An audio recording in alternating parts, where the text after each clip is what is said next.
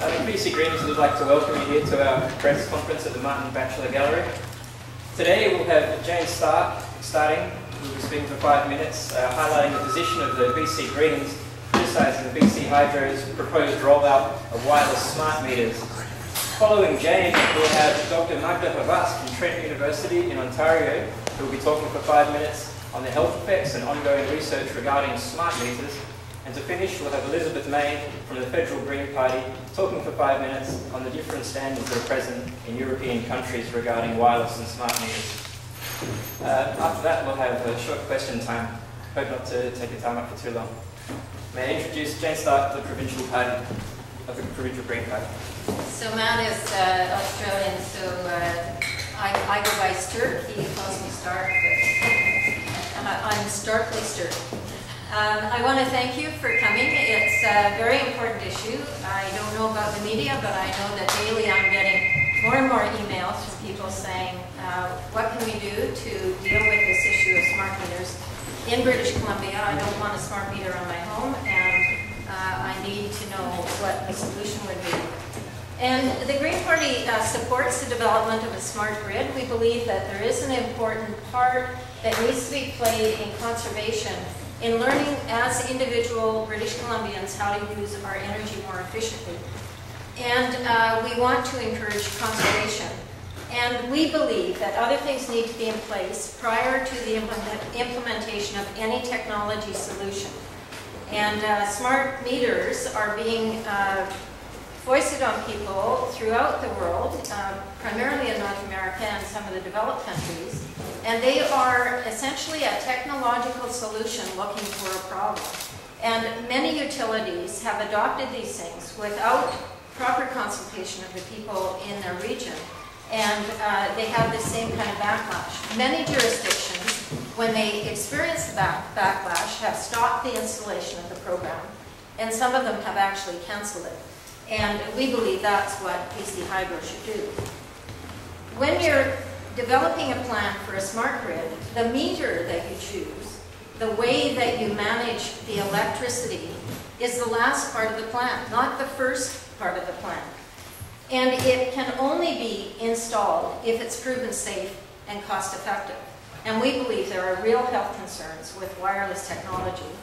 There are wired smart meters, but even that solution is premature in this stage.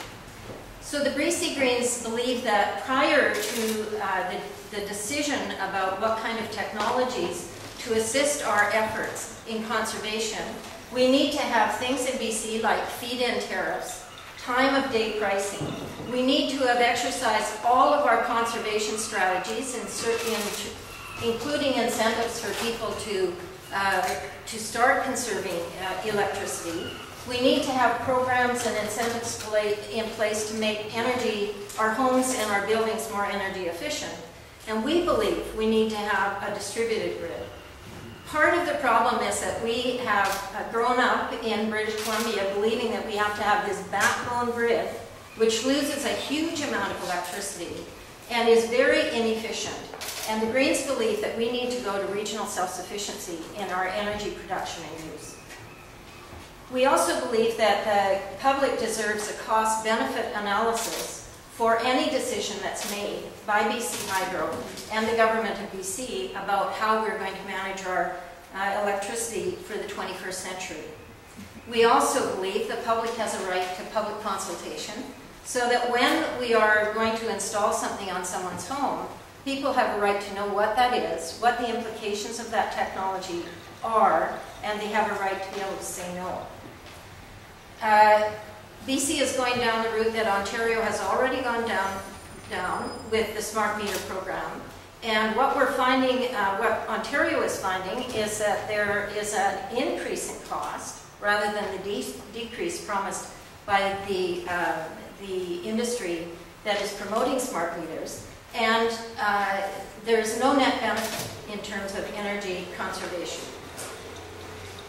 We also believe that we need to get back to the place where the BC Utilities Commission has regulatory and oversight responsibilities for projects like this. And the Clean Energy Act in BC removed that role from the BC Utilities Commission.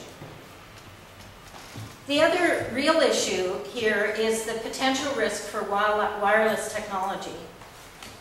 There are more and more studies that are being done that show that there are adverse health impacts of wireless technology, and Magda Havas, a professor at Trent University who spent most of her academic career looking at this issue, will talk about that. And we also believe there are environmental risks. There are all kinds of things that are happening to our birds and bees, literally, and there are all kinds of environmental risks that are associated with that, one of which is wireless technology. We think there needs to be research on this type of meter and any other type of meter that might be chosen, and that needs to be free from industry involvement. It needs to be independent academic research. It needs to be evidence-based. Finally, we believe that people have a right to feel safe and secure in their own homes. Under this program, you cannot opt out. You can ask for a delayed installation, which just means that BC Hydro has to inform you when they're coming, and they have to try and find a solution which is adequate for you. But it doesn't allow you to opt out. We think conservation can be achieved without any change in meters, that we need to find a way to have a 21st century plan of which whatever metering technology is chosen is so attractive and so proven safe that people will opt into that rather than having to opt out. So the Green Party is calling on BC Hydro to halt the installation of wireless smart meters, to put in plan a long-term energy plan that is one that is discussed in consultation with the people of British Columbia, and where people have an ability to say no to something that they think is in a detriment to themselves and their families. Thank you. I'd like to thank Jane Stirk there for speaking. Second up, we have Dr. Magda Havas, Associate Professor from Trent University. Thank you very much. I'm going to be making 5 key points about related to the health effects of radio frequency radiation. The first point is that smart meters generate 2 types of radiation. One is microwave radiation that comes through the air, and the other is dirty electricity that comes through wires. Both of these have been shown to have adverse health effects. The type of radiation coming through the air is pulsed, which means there's a very high peak and then it drops down low. And most of the science that I've been able to access shows that pulsed radiation is much more harmful than continuous wave radiation.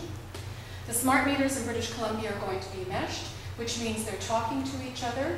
And if you happen to be the collector side, if you happen to have a smart meter that's a collector side on your home, you're going to be sending not only your information, but information from other smart meters, which will increase your exposure and the frequency of the pulses that you're going to be exposed to. The smart meters are operating 24/7, and you can't get away from them. This is new technology, and there have been no studies looking at the long-term health effects of smart meters that are on your home. And so we have to rely on other types of research that deals with cell phones or cell phone antennas or Wi-Fi, wireless baby monitors to tell us what is likely to happen with smart meter devices on your home. Point number 2.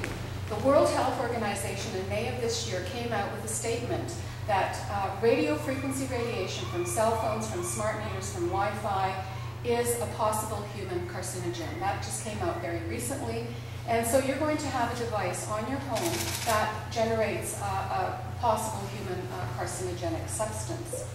Every home is going to have smart meters, and I think this is where you have to have a choice as to whether or not you're exposed to this wireless radiation. Point number 3. In addition to cancer, there are a lot of other health effects that have been associated with wireless technology. The meters affect reproduction. It's been shown that sperm are affected by this radiation, which could have long-term effects on reproduction. We have no idea how the human egg cell is affected, but if it is affected, then we're talking about the potential for generations of a response. We have evidence that it affects the heart. Individuals who are electrically sensitive have heart palpitations when they're exposed to this radiation, and this could be quite serious if you also have underlying heart disease. We have evidence that there's a growing number of individuals who are experiencing electrical hypersensitivity. Their symptoms are variable. They include poor sleep, difficulty thinking, chronic pain, chronic fatigue, mood disorders, dizziness, nausea, tinnitus. So a lot of different symptoms fall into this particular category. And instead of calling it electrical hypersensitivity, I call it rapid aging syndrome, because the symptoms that you experience are those that we experience as we age. The major difference between real aging and electrical hypersensitivity is when you're not exposed to the radiation, your symptoms diminish or they disappear entirely. We think that electrical hypersensitivity is affecting at least 3% of the Canadian population, which is close to 1 million individuals.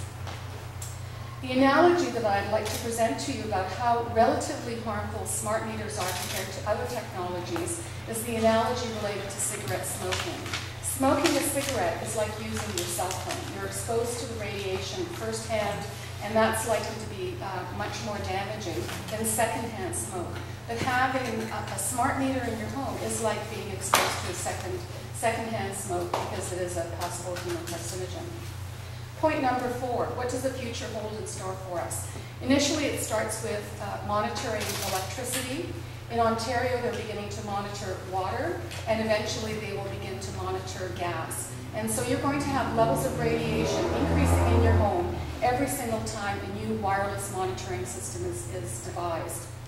In addition to that, we're going to have what's called smart appliances, which means you're going to replace the fridge, the refrigerator, the air conditioning unit you have in your home, so that it can also communicate with the smart meter devices, and that's going to increase your level of radiation again.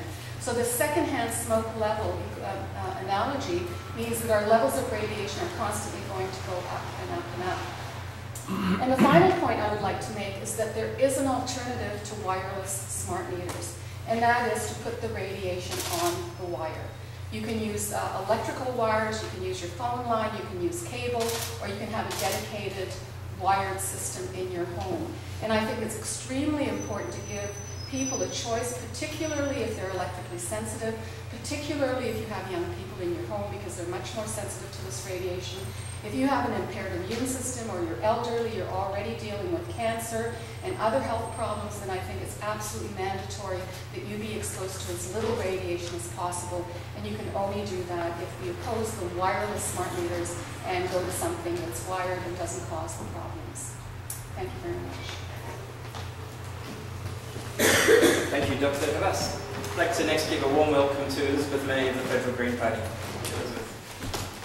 Thank you. I'll try to keep my remarks very brief so that we have time for questions for all of you, and thank you for coming.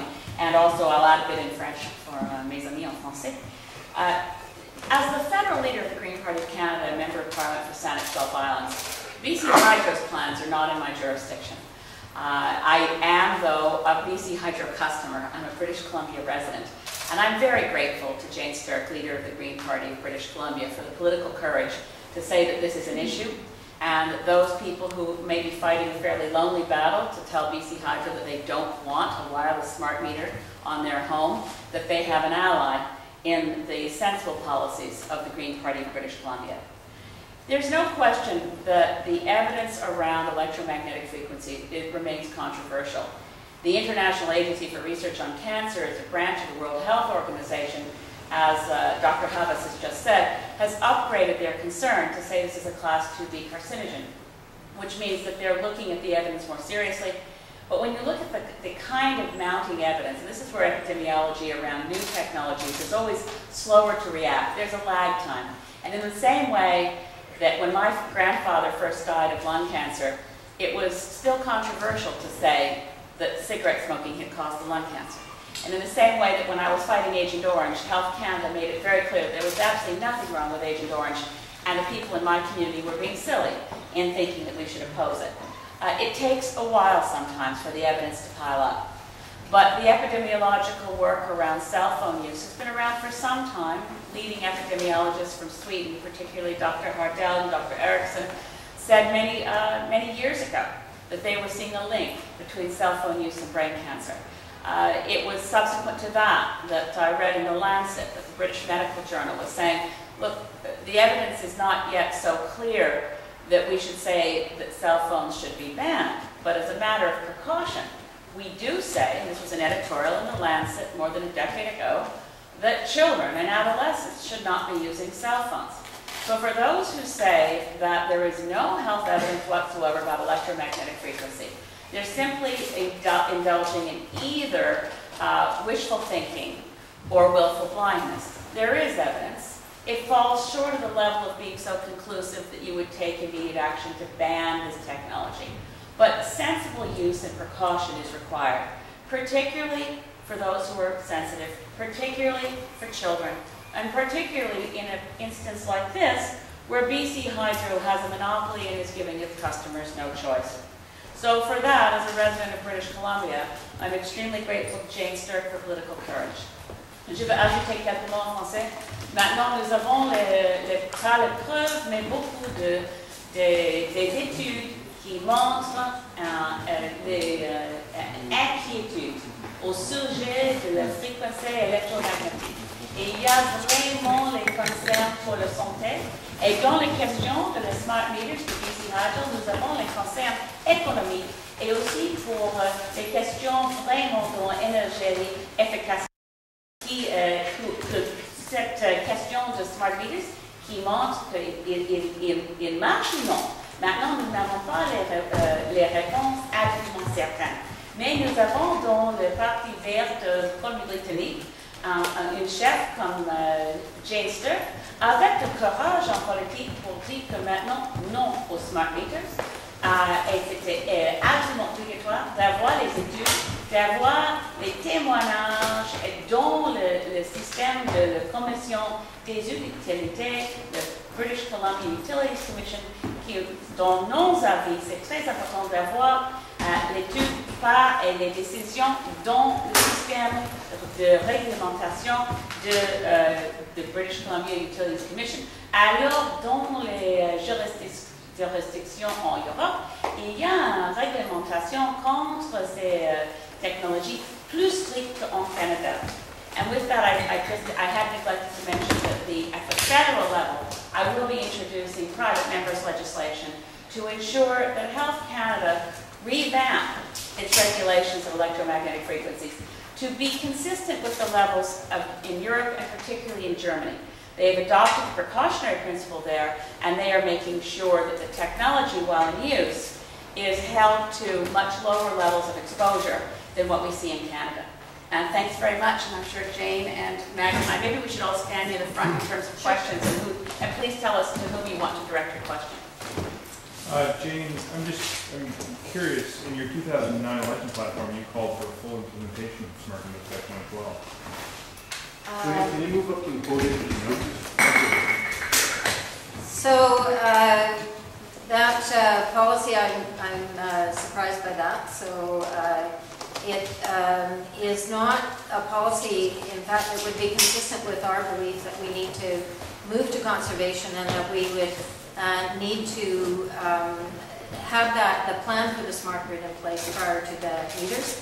And again, there are wired smart meters. We don't need to go to wireless. So are you, I guess, what changed between now and then? Or are you saying that I'm confused with this now? What's changed between now and then is a greater understanding of the impact of smart meters and the need for people to exercise choice and to have that sense of security in their home. To include the precautionary principle before we go to technology, and to do some of the other things that we've called upon prior to that, those installations. I was looking at Dr. House's. Can I interrupt for a second? Can you come up behind the camera? It's getting a little ugly visually for us. We're getting that profile. If you stand behind us, just look at the cameras. You don't have to look at those guys. Well, we'll just look better on TV. Yeah, I see. Yeah. Thank you. Yeah, I was looking at Dr. Sundar-Pavis's research on her website today, and I think it's safe to say she's a controversial figure in the field and has postulated about radio waves possibly being used as a form of population control. Do you subscribe to these theories as well? I don't. I think that there are clear problems with wireless radiation. I think that I personally don't want a wireless smart meter on my home because I have grandkids and I don't want them to be exposed to it when they come to my home. I think that it's very much like things like DDT, where we say that something is safe and then we decide that it's not safe after we find evidence to indicate that people are getting sick from it. And I don't personally believe that there is a new world order that is trying to create genocide in the population. But I do think that we are a population that believes that we can find technological solutions to everything, and that sometimes the simple solutions are the better solutions, and that we ought to be imposing those. I spoke to BC Hydro at one point in time about why they weren't more aggressive about getting us to conserve electricity. And I was essentially told that they don't believe people will conserve, and so they have to go to other means. Well, that's patently untrue. We can do time of day pricing, we can do feed-in tariffs, we can have incentives for making our houses energy efficient, we can have incentives for putting wind turbines and solar panels on buildings. Those are all things that need to be in place prior to trying to believe that an industry that wants to sell a particular technology has the solution to our problem. So what's the way forward? Because you're saying a halt on smart meters, but it seems like you might be talking about progressing with smart meters, giving people an option for a non-wired. I'm just trying to rationalize where you're actually... So we think there needs to be a plan in place. We're spending, I think, close to $350 million on the meters alone. And that is money that we don't know is going to be well spent. It hasn't been well spent in Ontario. They find that their costs are going up, and it's been a very, very expensive program. And so we're saying, halt, don't install any meters. Let's put a plan in place, a 21st century plan, and let's base it in conservation. Let's base it in whatever we need to do to encourage conservation and to create strategies for conservation. And then when the technology is selected, you can make it so attractive that people will opt in. People should always have a choice. I mean, I firmly believe that I should be able to say to BC Hydro, I don't want a smart meter on my house. Not that I want to be notified when they're going to put it on.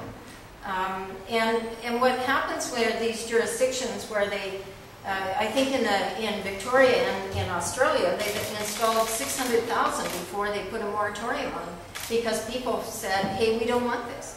It's inappropriate. And to remove the BC Utilities Commission from the ability to provide oversight and to act on our behalf as the regulator of energy in this province is unacceptable.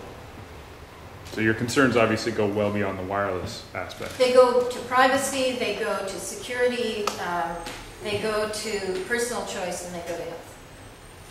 What about cost to consumers? Like you say in Ontario, they've had these meters installed. Has the bills for the people gone up? Or That's right, the bills have gone up. By how much? I don't know, I'm out in Ontario, do you know? I don't know how much. But that, I mean, the Premier and the politicians trying to recover from the incidents of higher costs are now trying to say, well, you know, it's because it's a new program, we haven't got everything in place, but that's been the experience. It wasn't that Ontario, wasn't that a case that they went to time of day pricing, because of the different pricing range, as well as a spike in temperatures that caused that sort of what appeared to be a massive increase, as well as their HST. Also came at the same time on those bills. That could be that there are all those factors in place. It doesn't mean that there shouldn't be a pause based on what the experience of other jurisdictions to say, hey, hold on. Is this a good solution? And we need to be able to make sure that there is a plan in place. And that's different from a business case. That BC Hydro has a business case for smart meters, and it's all based in the theoretical savings that can happen for people. BC Hydro, as I understand it, is not proposing time of day pricing. They don't believe in feed-in tariffs. They don't think that they're going to work in British Columbia. Part of that is because we don't have power our power is too cheap, essentially, and so it doesn't create a level playing field for renewable energy. So there are all kinds of things that we could be doing before we buy a very expensive technology of minimal benefit. You mentioned 10-day pricing a couple of times, and I'd like to see that explored here at least. That's been very unpopular in a province like this where hydro's been so incredibly cheap. And people said, well, I'm not going to bake cakes at 3 o'clock in the morning. Are you prepared to take that unpopular stance? I am very prepared to take that unpopular stance. If we want to deal with very serious issues that face us, from water conservation to energy conservation to climate change, British Columbians are going to have to do their part. And part of that is we're going to have to use less electricity. We're going to have cleaner, we're going to have different forms of electricity.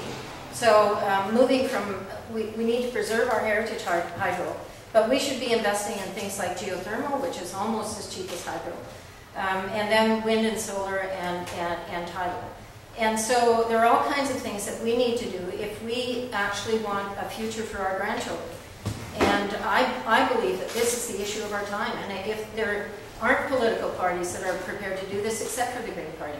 And of course we'll take this issue on because, you know, we're prepared to pay more for water than we are for gasoline in this country. We need to do some things here that are dramatically different if we want to have a future for the next generation. How do you rationalize the unpopularity of time-of-day pricing with your assertion that whatever solution is offered should be something that people can opt into? I mean, if it's an unpopular program that people don't want to pay more for, how can you expect people to opt into something that's going to cost them more money? Well, at that point in time, it would cost them less money. It would be a way to reduce their electrical use. Because when you have a smart device, if they choose to have a meter that gives people real-time information about what they're using, people will change their behavior if they know that it will reduce their costs. Can I add to this a little bit? I just wanted to say that I have the experience of working with the energy conservation gurus of California in my previous life when I was executive director of Sierra Club of Canada, and bringing some of the Public Utilities Commission from California folks to try to talk to folks in Ontario. And the PG&E experience was really clear. Is when you gave people the option, and this is the question of choice, and say, look, are you prepared to join with us when we need to reduce the draw on the grid? When we see ourselves approaching a brownout, are you willing as a customer to ramp down your use of electricity, at which point we will give you a lower price per kilowatt hour? It was a voluntary choice. For those who said, absolutely not, I'm not interested in being concerned with the larger community, I want my power when I want it, their price went up per kilowatt hour. So it was very much designed around reducing the risk of brownouts for a state that, due to the Enron scam, they were suddenly in an energy crisis. It worked extremely well. Now, by the way, it didn't require a personal smart meter in every home because it was the utility itself that knew when they were in trouble. And they communicated by phone with the customers who said, count me in. I will play my part to reduce the pressure on our electricity grid, and I'll do it when needed. The other thing I just want to add is a personal experience from meeting with some of the technologies in the Vancouver Island Technology Center. There are folks there developing tidal power, and one of the difficulties for commercializing other forms of renewable clean energy is that BC Hydro has no way to use that power, refuses to use that power, has no feed-in tariff. So as you are developing an offshore technology for tidal power, you're producing electricity. Ideally, BC would be doing what Ontario is doing, providing a feed-in tariff, letting that new technology sell into the grid so it can become commercialized and competitive more quickly. So going to what Jane is saying about the need for the whole system to be smart, we're starting at the wrong end. We're installing a particular type of smart meter before figuring out what the grid looks like, before figuring out how do we commercialize new technologies, how do we help those get going with a feed-in tariff, how do we provide the information to consumers to let them opt in to becoming energy misers. It's a whole way of thinking that we're not seeing, and I'm speaking now as a BC Hydro customer, that we're not seeing coming out of BC Hydro. Sorry for interrupting. What are the options that people who don't want to opt into the system? You can ask BC Hydro for a delayed installation. And I understand from doing that what that means is BC Hydro will phone me prior to coming in and installing, because right now they can just install. And they will try and work out a mutually acceptable solution. And so far, the solution that they're offering to people is the ability to have the smart meter installed on your property some distance from your home at your expense.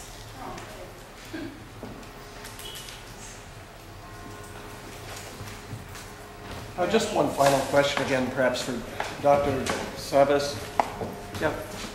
Again, I was looking at some of your theories today. Do you actually believe that the installation of smart meters is part of some bigger political agenda or conspiracy? Where do you get that? Off your website.